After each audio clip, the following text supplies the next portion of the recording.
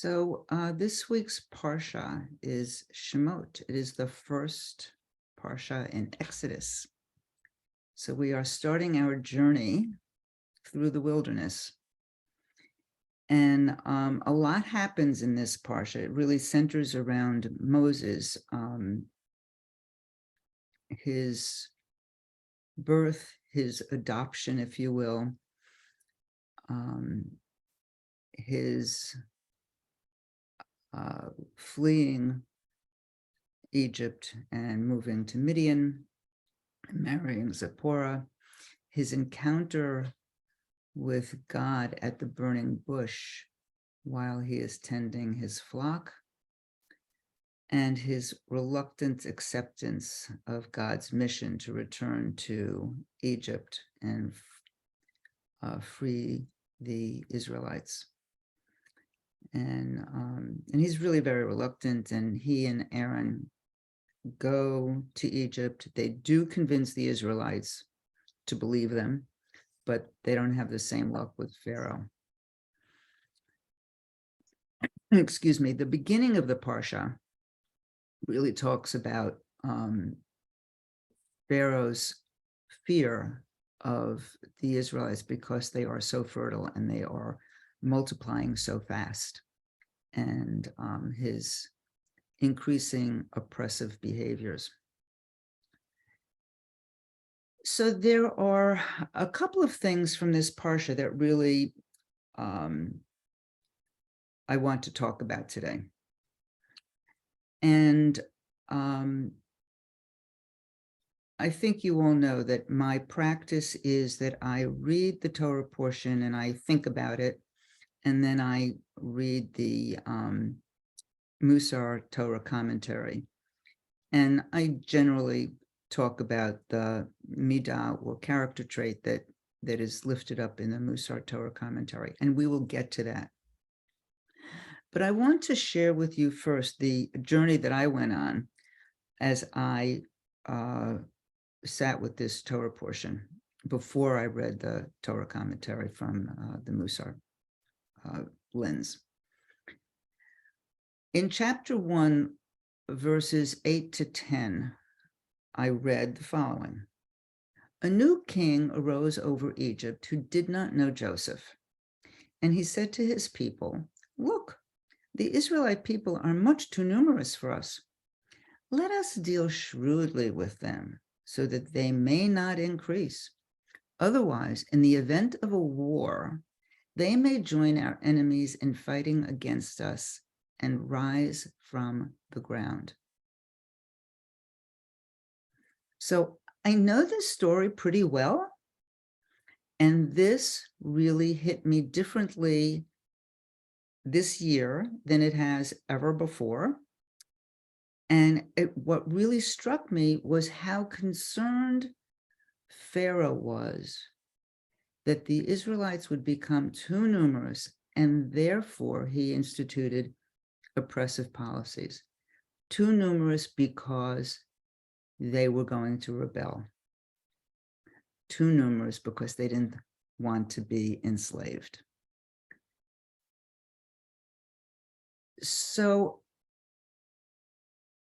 two examples of more modern experiences like this came to my mind, and I couldn't shake them. And I've never really made this connection before. So, that's my admission to you. The first thing was the fear that the enslavers in America felt as they enslaved people. And these enslaved people began to rebel. And each time there was a rebellion, the slaveholders became more harsh and employed more harsh policies within their own plantations, but also enacted really harsh laws, including the Fugitive Slave Act. So what fascinates me is that the first known slave rebellion in the American colonies took place in Gloucester County, Virginia in 1663. It was only 44 years after the first slaves arrived. And there were rebellions throughout the 16, 17, and 1800s. And in 1791, there was a huge rebellion of enslaved people in Haiti. And news of that reached the colonies, and the enslavers went wild in terms of their reaction and their fear. So from the get-go, the colonies had strict slave codes designed to govern the behavior of the enslaved people. And with each rebellion, those laws became increasingly harsh. So that was one parallel that I saw that surprised me, because I had not seen it before. You know, writ large, being slaves and being free, that I saw, but the piece about Pharaoh's part in this, I had not really seen before. The other thing that came to my mind is the current regime in Israel, which seems to have the same fear of the Palestinians that Pharaoh had of the Israelites, and that the enslavers had of the enslaved. The Palestinians are becoming too numerous, and the powers that be are frightened and are becoming more and more oppressive. So, you know, I always like to think about what's the relevance for today in the Torah portion. And this really left me feeling very disheartened and sad. I really felt heavy-hearted and discouraged. But then I read the Musar Torah commentary, and that lifted me up and got me thinking in a slightly different way, or in a very different way. So this week's commentary in the Musar Torah commentary was written by Rabbi Amy Eilberg. I'm not sure how to pronounce her name. It's E-I-B-E-R-G. E-I-L, I'm sorry, B-E-R-G, Eilberg, I think. And she is lifting up the character trait, the midah of ometz lev, moral courage. And she focused on the midwives, Shifra and Puah, who absolutely defied Pharaoh's edict to kill the Israelite baby boys. And they did so at the risk of being killed themselves by Pharaoh. And so they were extraordinarily courageous. But in addition to the midwives, I think that Miriam, who is Moses' older sister, and who hid in the bulrushes and spoke to Pharaoh's daughter, and ended up arranging for her mother to be Moses' wet nurse, was courageous. And Yocheved, Moses' mom, who did her very best to defy the decree. And of course, Pharaoh's daughter, who had to know that this baby that she was rescuing was an Israelite baby boy. So we have these examples of amazing, incredible courage. And Rabbi Eilberg goes on to describe ometz lev as moral courage and also courage of the heart. So she focuses in her commentary on the motivation of the midwives, and states that they were acting for God's will. They weren't acting because Yocheved was the neighbor and they didn't want to kill Yocheved's baby. They were acting for God's will. And she ends up in this commentary challenging us to discern when we we have this feeling of power or urgency that need to do something, that we need to discern whether or not we're acting for God's will, or if we're really being motivated by desire for recognition or fame or admiration or some sort of gratification. There's this really big difference between righteous anger for the sake of heaven, or righteous anger from that very powerful force of our own ego. And I thought that this was, just a stunning thing to think about. And quoting Rabbi Alberg now, Ometz Lev is a quality of strength, power, and willingness to speak truth to power and to defy community expectations. But Ometz Lev is also a quality of the heart, strength tempered by love, gentleness, and desire for well-being, for the well-being of all.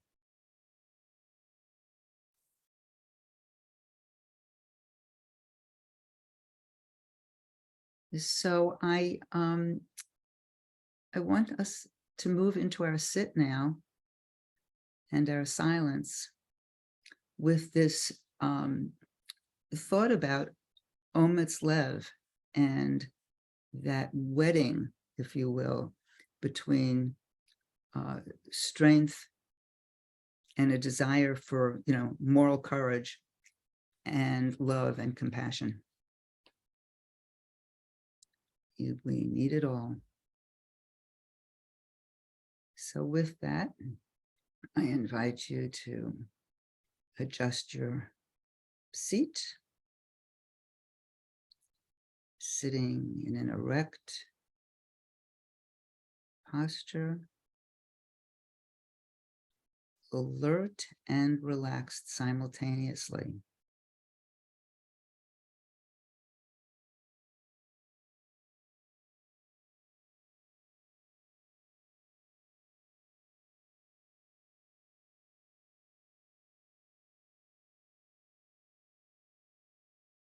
The line that's coming to my mind is, the power of love sets us free. We need to remember that sometimes being loving in the face of adversity takes a lot of courage.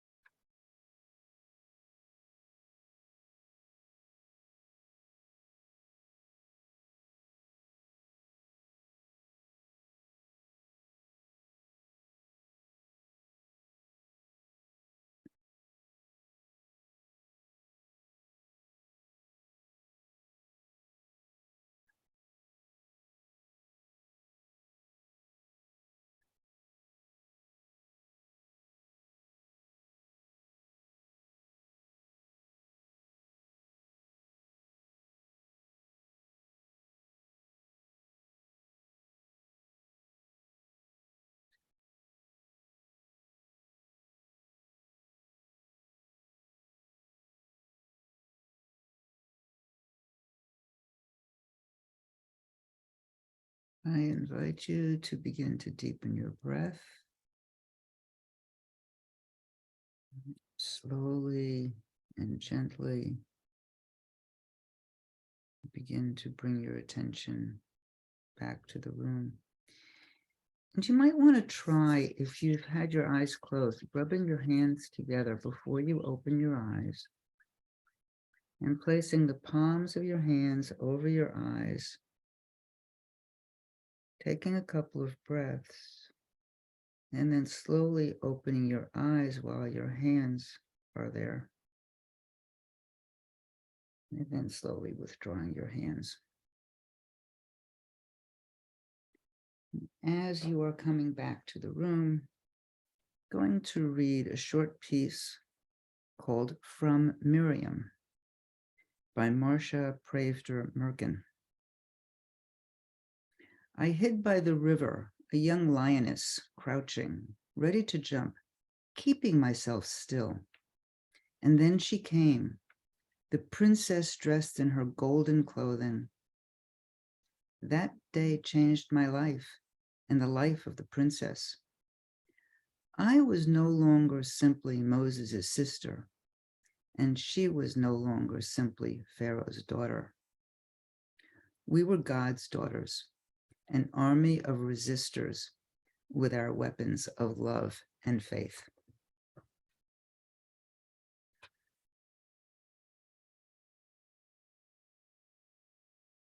So, as you are ready, I invite you to unmute and share your insights, thoughts, reflections, and/or questions.